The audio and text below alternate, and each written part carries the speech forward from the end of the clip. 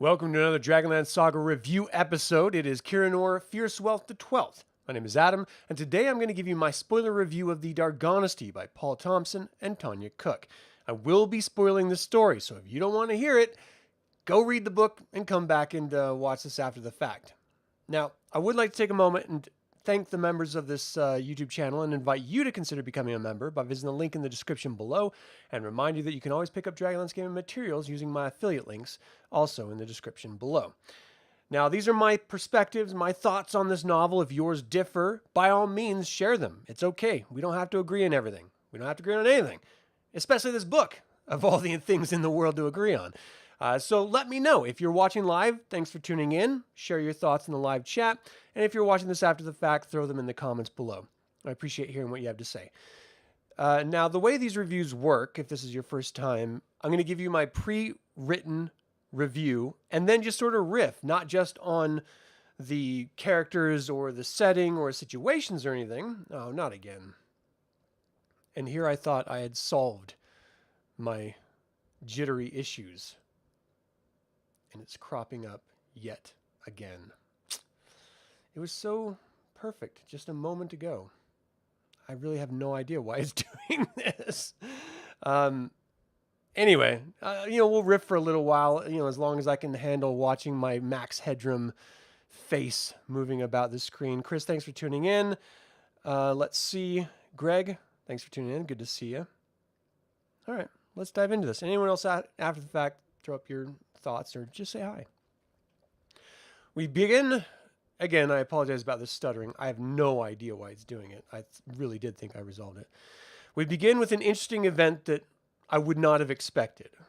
Vixa Ambrodel, daughter of Lady Verhana Cannon and niece to the Speaker of the Sun, Silverin, is a member of the Qualinost military like her mother was before her.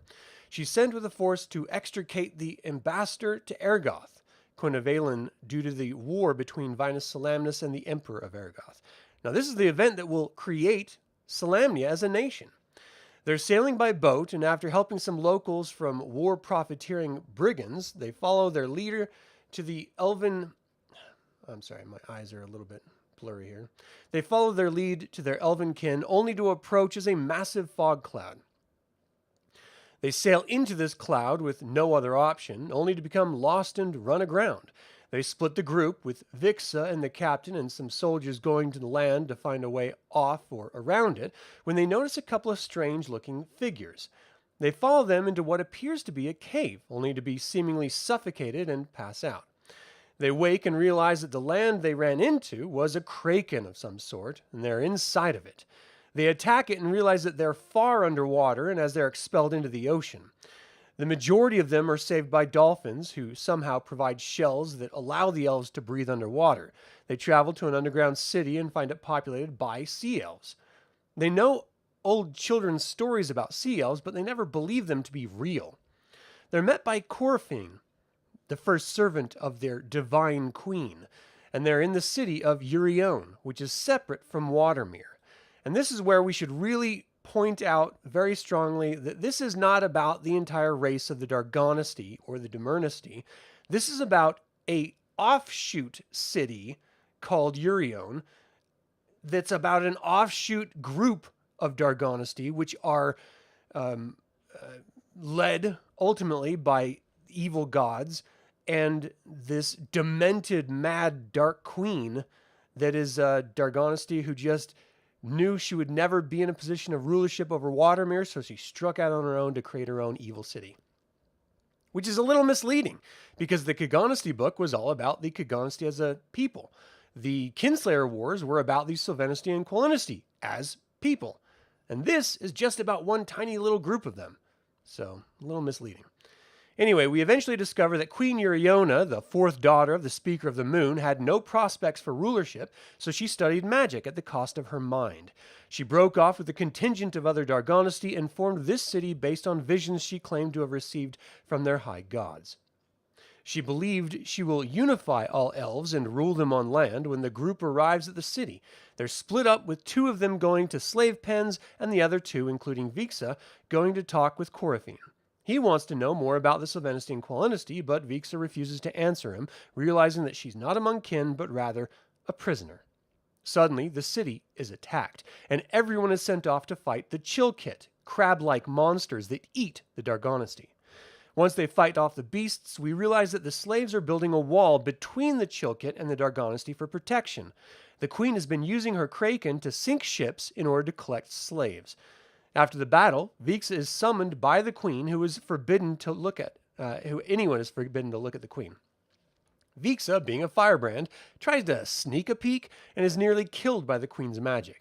Now, I'm doing my best not to think of the Gungan underwater city as I read this novel, but it's really, really difficult. I'm also struck by how much worse these Dargonesti are than the elves, even in Sylvanesti. The queen reads Vixa's mind when she is unconscious, learning that she is the blood of Kithcanon and a princess. Vixa is visited by Naxo, a shape-shifting dolphin that saved her, and tells her the history of the queen and the city, and shares his belief that she is in fact mad, sick in the head. He plans on abandoning the city and the queen and will not share more information with Vixa.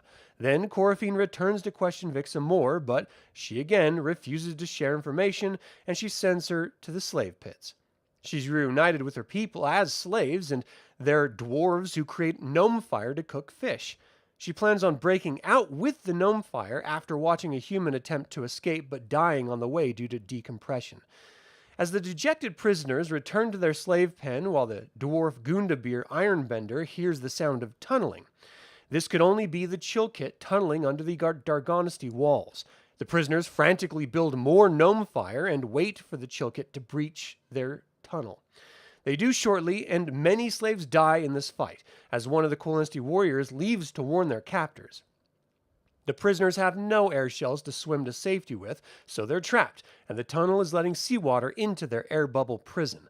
They fight this giant sea creatures with the gnome fire, but are overwhelmed and forced to swim for the city. They all swim out, with many drowning en route. Even Vixa blacks out. She awakens on the surface of the ocean, helped by the sea brother Naxos. He offers to take her to shore in safety, but she cannot abandon her troops.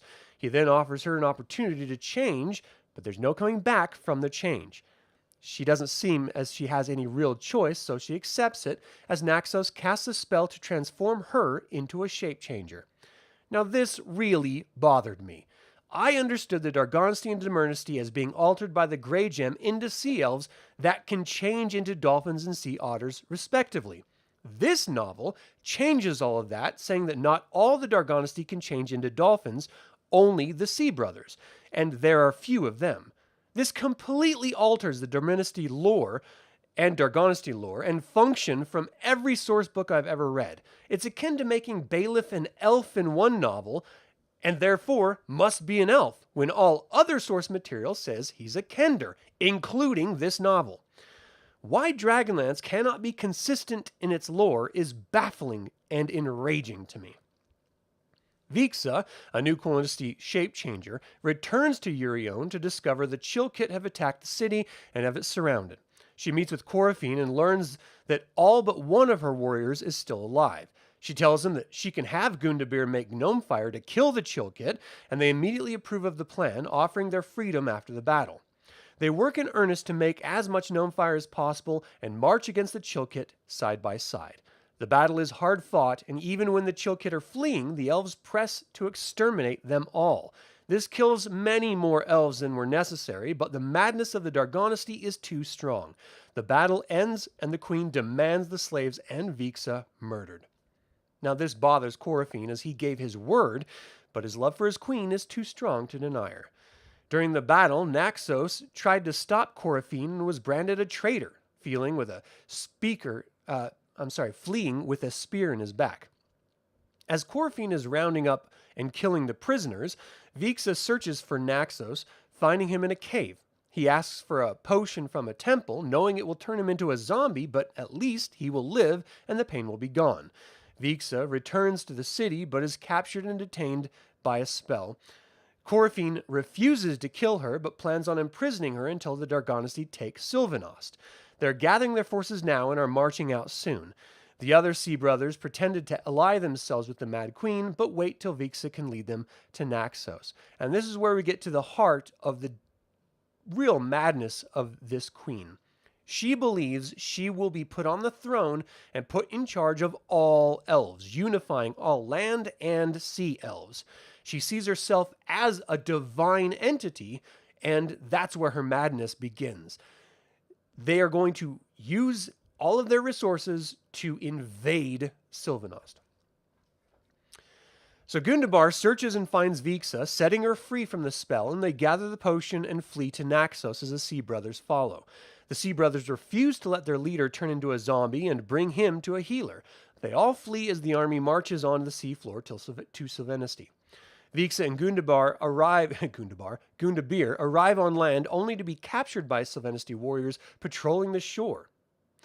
They take her to Thronbeck fortress, and no one believes her story about the invading force or the existence of the Dargonesti. They send out scouts to the shore to see if there's any truth, but they return with nothing. The pair tries to prove their story by Vixa turning into a dolphin, but she can't do it in fresh water and is thrown into the fortress dungeon. They're led out as a nearby town and fortress are under siege by the Dargonesti. The town is burning by gnome fire, and the fortress is holding thus far, nearly refusing until the last moments to warn Sylvanost of the coming invasion. And of course, now my video is just frozen. This is so frustrating. Okay, the former prisoners are now fighting their first captors with their second captors. I definitely understand why the Sylvanesti refuse to believe this random elf and dwarf, as they have no proof of who they are or their story, but you'd think as soon as the invasion started, the Sylvanesti would send word to Sylvanost. There should be no question about that. All of the elven nations are completely insane.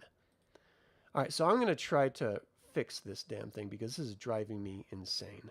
So give me 1 second as I try to add in a new remove.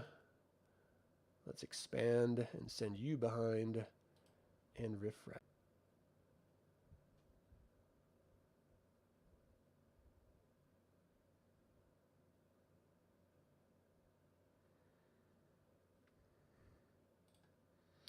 All right, I don't know what the hell is going on.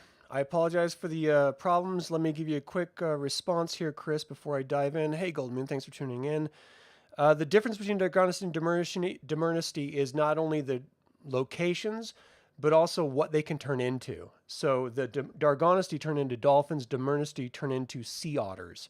But with this novel, it actually says that that's not true at all. It's only the Sea Brothers that turn into different animals, which, again, makes no sense with any of the information that's ever been released thus far. So let's see if my video starts messing up yet again. The fortress falls as the Dargonesti summon the Kraken, which pulls down its walls. Very few escape, including Gundabir and Vixa. They regroup and notice the Dargonesti don't press their advantage. They're staying out of the sun, only fighting at night. The survivors flee to Sylvanost and are brought to the Speaker of the Stars, Elendar, the fourth son of the former Speaker, Cethas. Quickly, Vixa notices that the Speaker is at odds with the other elves, and he is very unconventional in his mannerisms. It turns out that he was never meant to be the Speaker, but to serve as regent till his youngest brother comes of age. None of his heirs will rule. Vixa tells him of everything she's experienced, and the rulers of the clans and houses call her a spy and blame her for the fortress. The Speaker takes her side and has dinner with her and Vixa and Gundabir, hearing more about their trials in private. Then the Dargonesti attack. The Sylvanesti are not prepared for the tactics and manner in which the Dargonesti are assaulting, and their sheer numbers.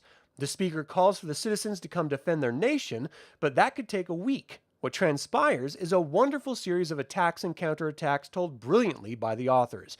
This would truly make for a wonderful season of a series. The Dargonesti cannot bring their Kraken into the Thonthalas River, so it's up to the Gnome Fire in numbers. As the Sylvanesti are defeated, Vixa is given the sword of Bailiff and fights to defend her Sylvanesti brethren. The Speaker has his clerics draw the water out of the river, hurting the Dargonesti, who are weary and beaten in many battles. Then Euryonis summons her evil priests, and they summon a fog which disorients and pacifies those caught within it. Vixa, in an act of desperation with 20 soldiers, crosses the lines into the fog and hunts down the priests, slaughtering them all. But the Dargonesti surround and begin exterminating her troops. When all seems lost, the reinforcements finally arrive and the Dargonesti are routed. In the most insane aspect of this novel, the speaker decides to imprison Coraphine for life and marry Uriona, the evil Dargonesti queen. It makes zero sense to anyone, but Vixa knows that there's nothing that she can do to change his mind. She tells Coraphine, who is beside himself, and leaps from his tower to his death. Then she takes Griffin back to Thorbarden to drop off Gundabir and returns home to Qualinosti. It turns out that the ambassador, which started this whole adventure off in the first place, arrived a few weeks before Vixa did just now, and she was given command of the Wild Runners, a command that she eventually gave to her next in command so that she could then go to the sea as it was calling out to her. For all we know, she spent the remainder of her life in open ocean, as Uriona turned the heads of the houses against the speaker and made the Silvanesti even more xenophobic than they already were. I guess she was right in the first place about ruling the elves. This was a fantastic novel that dragged a bit in the first third, but really won me over in the final third. I desperately wish I could pay someone to have this made into a film or series. This whole Elven Nation trilogy, Cougonesty and Dargonesti novels are great. If you like Dragonlance history, elves, or massive battles, and political drama, definitely read this novel. All right, so let's see what you guys have thoughts about this. Were the Dargonesti and Demernesti land equivalents, or what were their land equivalents? It wasn't really like that. They're both sea elves, and my video is messing up again. Oh, man, I'm going to lose my doggone mind. They live in two different kingdoms, one up in the Blood Sea of Istar, the Demernesti, and the Dargonesti live in Watermere, which is off the coast of, like, southeast of Balafor and Silvanesti. So two different water kingdoms, two different sea elf nations, and their differences is really just what they can turn into. But other than that, they're pretty much the exact same. So are the Sea Brothers like the Frog Brothers from the Lost Boys? No. So the Sea Brothers are basically the shape-changing Dargonesti in this novel. The normal Dargonesti can't actually change shape in this novel only, and so only the Sea Brothers can. But they can also turn anyone else be able to shape change into a shape changer, which again drives me insane because it doesn't match up with any Dragonlance lore ever, anywhere. But apparently the dolphin could just do magic and make Vixa, the Qualinosti elf, suddenly change into a dolphin forever, and the spell is permanent. So now she's just sort of drawn to the sea and wants to return. It's so crazy. So the time frame in this book was definitely well before the Cataclysm. It was back when Vinus Solamnus was creating the Knights of Solamnia. So this was when, and before even that, this is in the age of dreams, when Ergoth was finally fracturing, and Vinus Solamnus was sent off to northeastern Ergoth to find out why the locals were rebelling against the kingdom. And he realized that it's because the emperor is mad and he's, sort of torturing his subjects and treating them like crap. And so Vinus Solamnus sides with those Ergothians and openly has a civil war with the emperor of Ergoth. It's called like the Night of Frozen Tears. He invades Ergoth, sues for peace. The emperor has no choice but to give it to him, and thus Solamnia was born. So that's what's happening at the very beginning of this novel. And it's really only like weeks till the end of this novel. So it's all happening at that one time. After Qualinosti was founded, after, of course, the Cougonesty were all founded and stuff, well before the Cataclysm ever happened. So the Cougonesty novel happens before, during, mainly before the Cataclysm, like the Age of Dreams, and then into like the ultimately into the Cataclysm, because that's where we see the Cataclysm happen with the last of the Cougonesty that lived in that northeastern Silvanesti forest area. So you always thought it was cool that there was an entirely different world in Krynn taking place below the sea. Yeah, that's why I never understood people's obsession with like the Underdark and stuff, because Dragonlance has both. It has undersea kingdoms and under earth kingdoms, with not just the dwarven kingdoms, which are vast and massive, going beyond the scope of like, what was the name of the Lord of the Rings kingdom? Moria. And like, of course, down in Krynn, down in the South Pole, there's a huge, massive underground kingdom, hundreds of levels, hundreds of miles down into the planet down there. So they have the Underdark, they have Undersea Kingdoms, and in fact, in the original DL series, you actually got to go into the Blood Sea of Istar and help the Dargonesti fight off the Dark Queen's minions in a massive battle system war. Pretty cool. And that was never in any of the books and stuff, but it is in the modules. So yeah, they really explore the underground world of Krynn really, really well in those old DL modules. All right.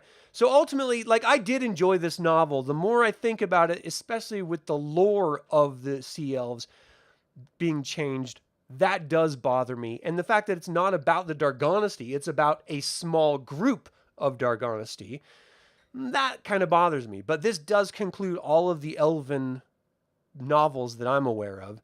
And so the next one that I'm going to be reading and reviewing is, a Han Solo book for a different channel. But the one after that is going to be the King Priest trilogy. So look forward to that, because this is going to be the second time I've read it and the first time I've read it since I was out of middle school. Like, I read it way back in the day when it came out as a little kid. So this is going to be really interesting to get back into that. So, Dragonlance doesn't have Mind Flayers, Beholders, Ancient... Oh, that's not true. That is not true at all. So, the Dragonlance does have Mind Flayers. The lore is that they are actually up in Taladas, which came out in 2nd edition, Advanced Dungeons & Dragons. And it's an entire massive continent. And these Mind Flayers were supposedly came down a crashed ship from Spelljammer, and they've been there for so long, they actually lost their sense of their own history, and they've just sort of dwelt there in this sort of isolated community, capturing locals and sort of feeding off of them and stuff. So they definitely do have an Underdark. It is not as like Beholders and stuff. I don't think Dragonlance has any of that in their Underdark. The ancient Netheril ruins in Lolth, they definitely don't have, but they have equivalents of creatures and underground kingdoms and stuff like that. So it's really just a flavor preference. If your idea of underground kingdoms only being the Menzoberranzan and Underdark, well then yeah, that's not Dragonlance. But then Forgotten Realms isn't Dragonlance, and it was never supposed to be. I mean, Dragonlance was first. So ultimately, the Underdark, it's all about flavor. So in your Dragonlance game, if you want to insert Beholders and stuff, just like they inserted Mind Flayers, well, you can. It's totally up to you. You could break into an ancient chamber that was been around since the age of Starbirth, or the age of dreams, and suddenly you discover this ancient culture of Beholders that have lived exclusively outside of the rest of the world's machinations, and now you've got to suddenly deal with them. Stuff like that you can do no problem.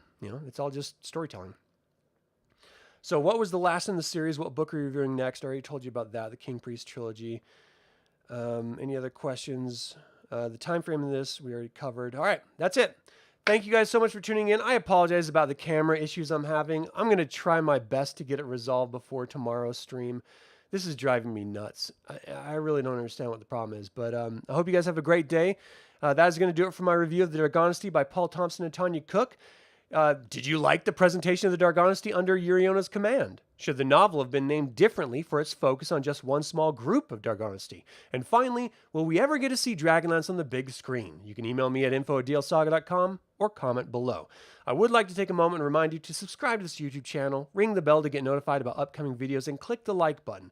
This all goes to help other Dragonlance fans learn about this channel and its content. This channel is all about celebrating the wonderful world of the Dragonlance Saga, and I hope you'll join me in the celebration. Thank you for watching. This has been Adam with Dragonlance Saga, and until next time, Slanjavar.